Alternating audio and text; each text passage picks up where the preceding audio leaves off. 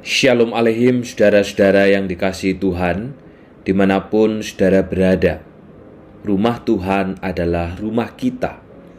Mari kita jadikan GKT Banyuwangi sebagai rumah rohani, tempat bertumbuh dalam iman, saling menguatkan dan menyehatkan, sehingga kita dapat menjemaatkan keluarga dan mengkeluargakan jemaat. Mazmur 147 ayat 7 sampai dengan 11. Nyanyikanlah puji-pujian bagi Tuhan, mainkanlah kecapi bagi Allah kita.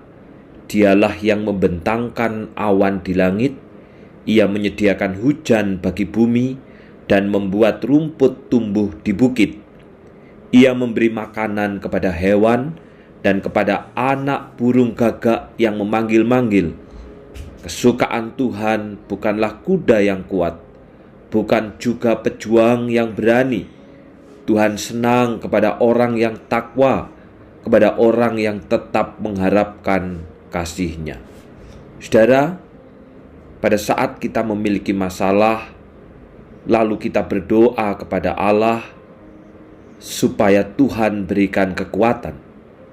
Dan ternyata Tuhan bukan hanya menguatkan, justru menyelesaikannya.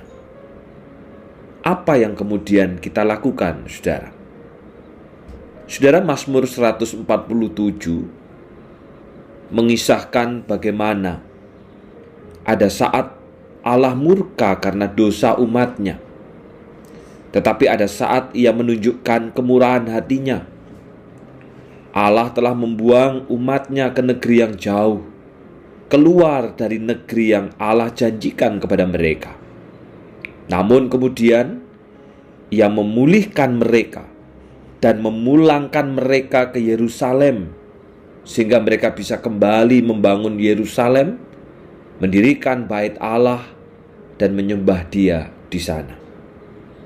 Saudara, Mazmur ini menjadi saksi atas pembangunan kembali kota Daud itu.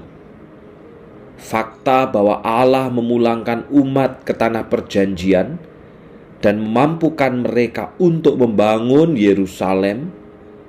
Kalau kita mengingat di dalam kitab Esra, bagaimana Allah bisa merubah orang-orang yang bermaksud jahat justru mendatangkan berkat.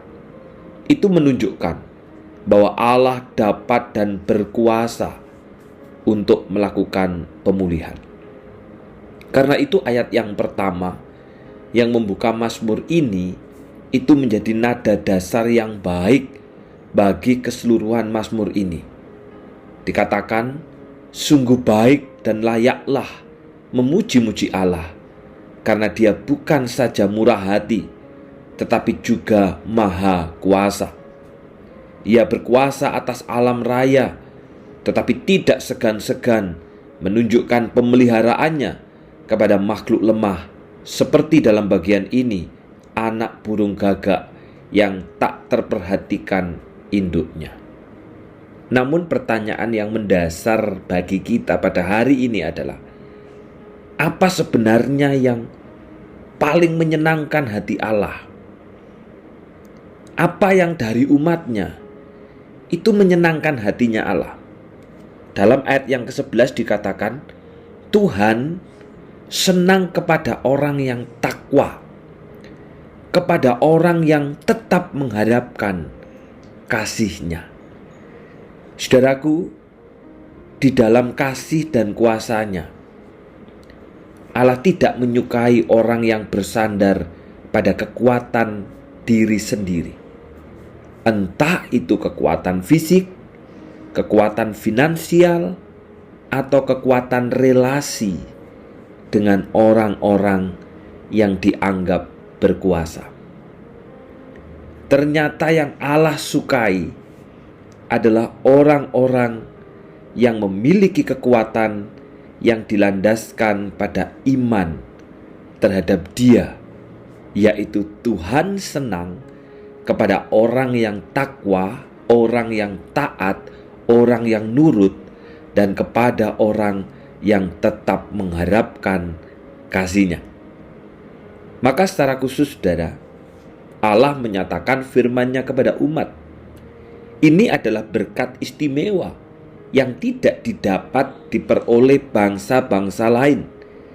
Ini memperlihatkan bahwa semua yang Allah lakukan bagi umat bukanlah sebuah pertunjukan kekuasaan. Dengan memberikan firman-Nya, kata-katanya, baik pada umat masa itu maupun kita hari ini, Allah menunjukkan bahwa sesungguhnya Allah menginginkan sebuah hubungan atau relasi yang hidup, yang hangat antara Allah dengan kita.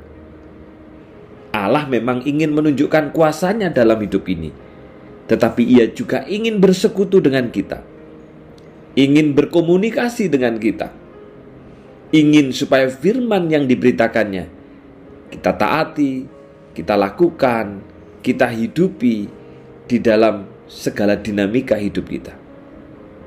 Masalahnya adalah kebanyakan orang merasa membutuhkan Allah itu hanya pada saat-saat genting saja, hanya pada saat kritis saja, baru kemudian mencari Allah dan membutuhkan Allah, tetapi tidak mau membuka diri terhadap Dia di dalam keutuhan hidup sepanjang waktu, sepanjang saat, dan di dalam sepanjang hidupnya. Karena itu saudara, mari kita tidak menjadi umat yang demikian, yang hanya mencari Allah, berelasi dengan Allah, bersekutu dengan Allah pada saat genting. Tetapi mari kita menjadi umat seperti dikatakan dalam ayat 11, Tuhan itu senang kepada orang yang takwa, kepada orang yang tetap mengharapkan kasih-Nya. Allah cinta kepada kita yang mengharapkan kasih-Nya, kepada kita yang terus mendekat kepadanya, kepada kita yang mentaati firman-Nya. Mari kita berdoa. Syukur kami naikkan kepadamu Tuhan. Biarlah di dalam rumah rohani GKT Banyuwangi kami terus mengalami pertumbuhan di dalam iman.